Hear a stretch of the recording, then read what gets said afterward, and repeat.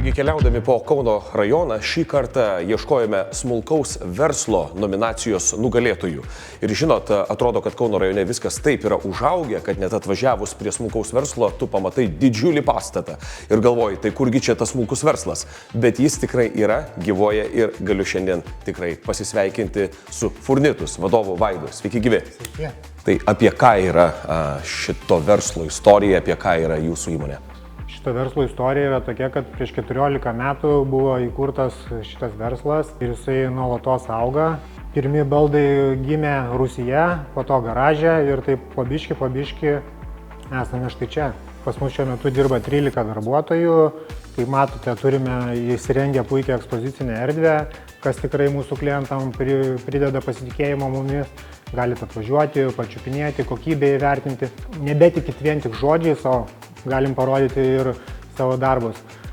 Gamyboje turime apie 500 km2, iš jų 300 gamybinės patalpos, apie 200 km2 baldų surinkimo patalpos. Esu Giedrius, Furnitus darbuotojas.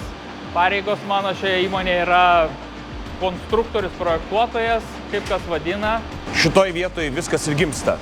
Taip, nuo čia prasideda visa baldo gamybinė pusė. Kadangi nuo manęs prasideda pats projektavimas, suprojektavimas kompiuterinėje CAD sistemoje visoje. Į čia persiduoda visa gamyba ir nukeliauja į patį pirmą procesą, tai visą staklyną. Visa gamyba įsidėjo šitoje erdvėje, tai yra CNC pjovimo centras, CNC gręžimo centras, laminavimo staklės. Visos staklės yra naujos ir aukščiausios kokybės ir pirminių technologijų visų.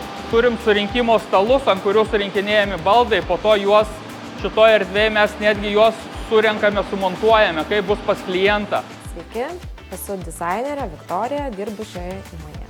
Kuriat visą grožį? Kuriu visą grožį, žinoma, visą laiką nėra vien mano pastangos, yra vis tiek ir užsakovų, klientų vizijos, kurias tiesiog reikia apibendrinti, padėti, užvesti ant kelio ir tiesiog taip bendrom jėgom sukuriam grožį. Ar tokiam versle yra rizika, kad robotas gali pakeisti žmogų? Ne, esant man tikrai ne. Robotai negali būti tokie kūrybiški, kaip žmonės išjaučia. Vis tiek, būtent, kaip ir sakote, žmogus pajaučia kitą žmogų. Tiesiog kartais kai kurių dalykų negali pamatyti vien pokalbio metu. Tu emocijos žmogus skleidžiamo metu tiesiog gali jau suvokti daugiau link ko linksta. Žmogus, manau, kur kas daugiau gali įsigilinti visus tos niuansus negu robotas. Kokia dabar vizija būtų nuo to smulkaus verslo į priekį? Ko siekėt? Vizija būtų tokia, kad turbūt reiktų vis tiek padidinti gamybos apimtis, modernizuojant įmonę, įsigijant tam tikrus staklynus, robotus,